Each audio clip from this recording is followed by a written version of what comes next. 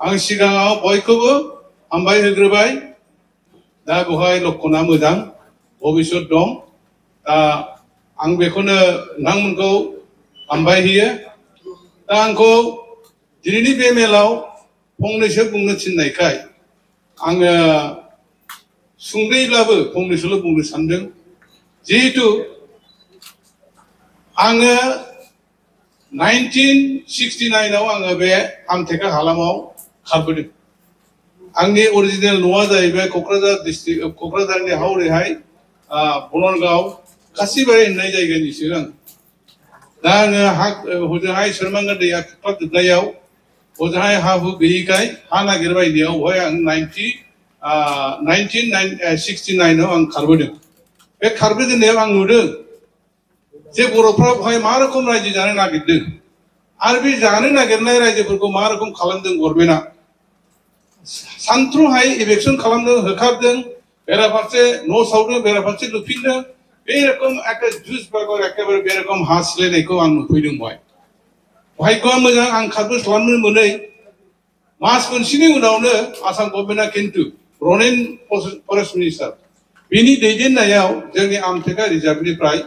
बे आमटेकाव हा गैयै ट्राइबेलफोरनो रायजो जाथोंसै होननानै आसाम गभर्नमेन्टजों रायज्लायनानै बे रिजार्भ ओनसोलनिफ्राय 54,000 बिगा हाखौ रिजार्भ खालामना होनाय जादों आरो बिनि एगेन्स्टआव रायजोफोरनो हाखौ लाथोंसै ओरै होननानै लेन्डलेसफोरनो लेन्डलेसनि एलटमेन्ट इस्यु खालामनानै 385 घरनो एलटमेन्टबो होदों आरो बेहायनो बिनि गेजेरजोंनो सेटेलमेन्टबो आरम्भ जाफैबाय मण्डल खानांगौ एसडिसि बय टिम थाफैनानै बय सार्भे खालामदों सुबिदा मोननायखौ जायफ्रा मावदों जायफ्रा लादों बिसोरनो सेटेलमेन्टबो होबायमोनबो दा बिनि गेजेरजों सोरनि बुद्धि लानानै दिनै बाहेरा मानसिया दिनैबो गाबोनबो थफ्ला लायै लायै हाबफैयो आमटेकायाव बुजिनो हाया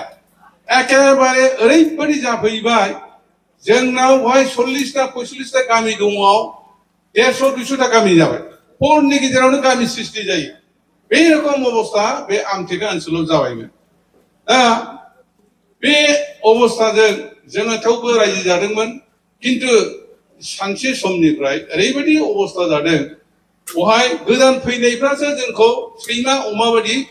खालामबायमोन बिसिनि आखल आखुआव बिसिनि नाजानायाव जों थिस्थिनो हायि जाबायमोन जों दाउसा मारिया बायदि जाबायमोन जोंनि हाफ्रा बिसिनाव बन्दक थाबायमोन दिनैबो मुलि गाबोनबो मुलि माइनि धरता होनायखौ मुलि होनना बुङो 8 थाखाजों महनसे सोरहाबा एसे लोमजादों उदै सादों बहायबा हाखौ गायखानायखौनो बन्दक हैदों बे रोखोम अबस्थायै जोंनि बर'फोरनि रायजो जानाया बेवहाय एखेबारे ओरैबायदि जाबायमोन मा बुंनो बे जोंनि बे दुखियानि माबा सुजुगखौ लाफैदोंमोन बिथांमोना बिनि गेजेरजोंनो जोंखौ दिनैबो गाबोनबो माने दाफनाजों नारनानै जोंनि हाफोरखौ कब्जा खालामजोबदोंमोन फ्राय जोंनि हाफ्रा बिसिनि आखायाव थांजोबबायमोन एक समाव जोङो सैमा अमा बायदि जाबाय खुनु जाथियानो बेवहाय थिस्थिनो हाला ओरैहाय मा आमटेकाल' नङा ओरैबायदि हाबफैबाय खैला मैलानिफ्राय आरम्भ खालामनानै ओजों फाथाबारिनिफ्राय आरम्भ खालामनानै भुटान हाजो गंगार हाजोसिम बिसोरनो हाबजोबबायमोन दा सारिगिदिं बिसोरनो मोनास्लाबनो हाया जोङो माने न'आव फैनांगौआ नोङो अमा माबा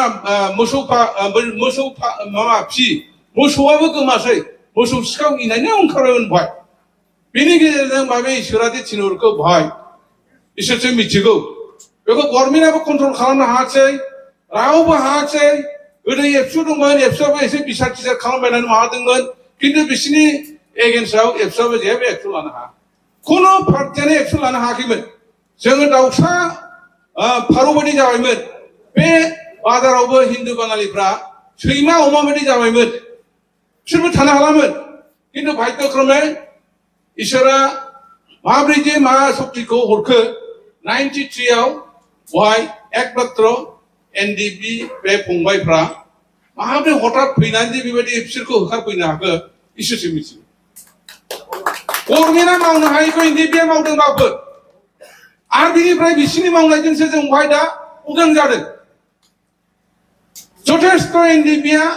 जोंनि आमटेका ओनसोलाव आमटेकाल' नङा खैला मेलानिफ्राय आरम्भ खालामनानै अर्थात मानास रडनिफ्राय आरम्भ खालामनानै साहा मोनबा बिसिडिसि दं मोनबा बिसिडिसिनि रायजोआ एकमात्र एनडिपिनि मावनाय बिसिनि कर्मनि फलाव जोङो बे उत्तर ओनसोलनि बर'फ्रा बा रायजोफ्रा उदां जादों जों रायजोखौ मोनाखै जानो हागौ बड'लेण्डखौ मोनाखै जानो हागौ खिन्थु जोङो प्रथम पर्यायाव जोङो एनडिपिनि अननायजों जोंनि ओनसोलाव जोङो उदांखौ मोननाय जादों दा जोङो हर थ्रोब सान थ्रोब जेरावखि थाङा मानो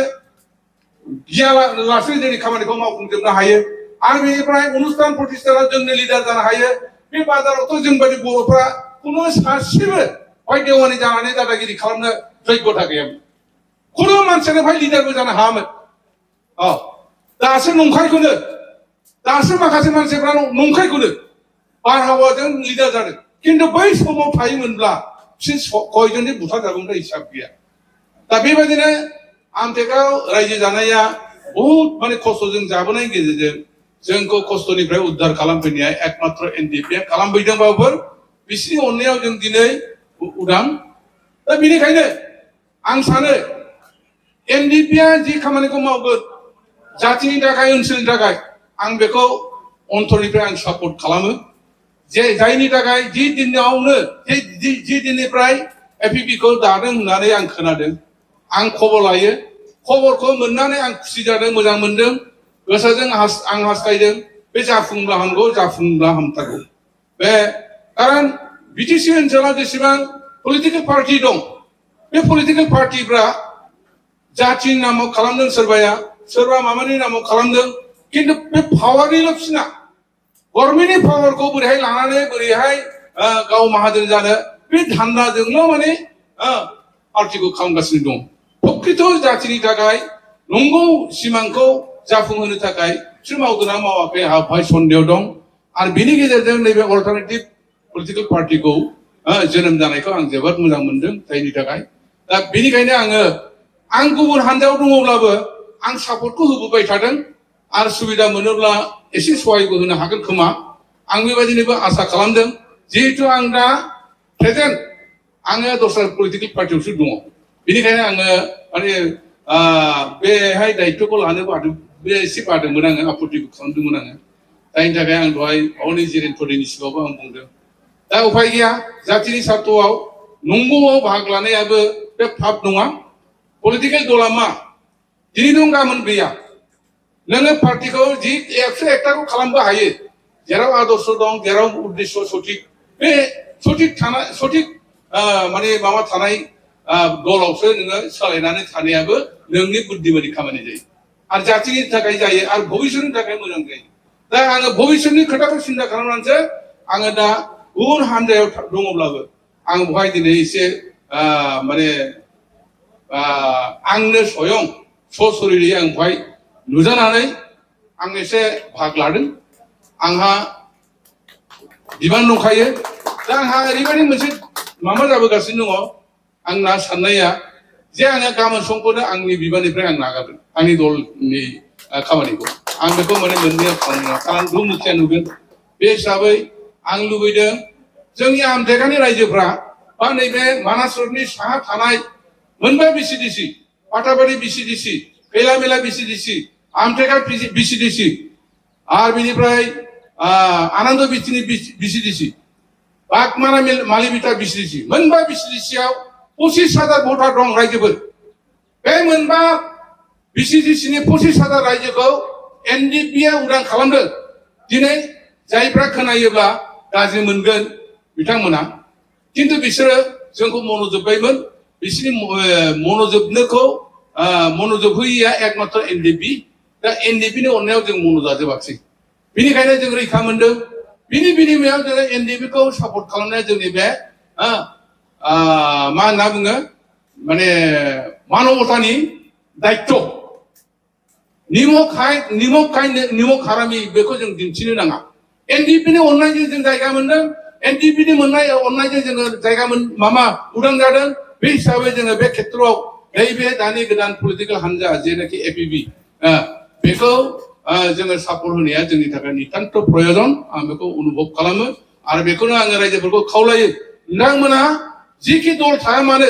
आं मिथिगौ सोरबा बे दलाव दङ आं मिथिजोबगौ इभेन कि जोंनि बे एनडिपि सेंग्राफोरनि गेजेरावबो सोरबा सोरबा दङ उपाय गैयियाव थाथ'दों बेसाराबो बिसोरनि बिदा फंबायाबो दङ दा जोंहा सोलायनो सम दं सोलायनो सम दङ दला सोलायोब्ला एक घन्टानि गेजेराव सोलायब्रबनो हायो कारन मोजांनि थाखाय नोंनो सोलायनायाबो नोंहा बेबो मोनसे पबित्र दायित्व दा बेबायदिनो पबित्र दायित्वखौ पालन खालामनानै जोङो जोंनि बे मोनबा बिसिसि रायजोफ्रा ज' जानानै ऐक्ययैनो जाहाथे जोङो दानि फैगोन बिटिसि इलेक्सनाव खेबसेखौ खमसे खम मावनाय मावैखौ उननि बाथ्रा जोंनो जोंखौ उद्धार खालामबायब्ला जाय मानसिफ्रा जाय माने माबाया शक्तिया जोंखौ उद्धार खालामदों बिसोरखौ जों खेबसे सहाय खालामनाया जोंनि बे मानबतानि मानबता धर्मनि मोनसे धर्म होननानै बुंजानाय जागोन आरो बे धर्मखौ पालन खालामनो थाखाय आङो रायजोफोरखौ खावलायो नोंथांमोना खुनु प्रकारै नार्भास जानो नाङा बे फैया बेखौ दा बुं बे दला फैथ्रा बेखौ दा बुं दहायनो जोंहा अनजुलि बिनानावा जों बुंखाबाय बे दलखौ दानायजों लोगोसे मेसेज औ बिनि गेजेराव बर'फोरनिफ्राय अन्यान्य अना बर'फ्रासो बांसिन मेसेजखौ होदों होमब्ला सापर्टआ दं मोजांखौ लुबैदों जोंनासो बर'फ्रा बे सामान्य न' गंसेनि थाखाय पार्टियाव थायो मात्र 1.5 लाखल' 1.5 लाखनि न'नि थाखाय नों मानो बेसेबां फाग्ला जादों फालाय बे सरकारा गभर्नमेन्टआ होयियाव जों बोरै न' लुनानै थाबोखो ओमफ्राय अरुणोदयाथ' माने जोंनि बिटिसि सरकार होनाय नङा बे बिजेपि गभर्नमेन्ट माने हिमन्त बिश्व शर्मासो होदों बे गामोनब्लाबो होगोन बे हिमन्त बिश्व शर्माया जुदि पावाराव थायोब्ला 26आव बिथाङा होगोन एपिबि थायोब्लाबो बेबो बेहायबो जों मोनफागोन बेखौथ' इपिबिनो होनाय नङा बेथ' नङाना दा बेनिखायनो रायजोफ्रा सर्ट माइन्डजों राजनिति खालामनायनि नामाव बाबा दोलोआव थानानै गावखौनो एखेबारे जाहिर खालामनानै गावखौ दिन्थिनाया थिग नङा औ आं बेखौसो नोंथांमोनखौ खावलायनो लुबैदों अन्नानै नोंथांमोना बे बेलायाव एनडिपिखौ सापर्ट खालामनांगौ कारन एनडिपि हिसाबै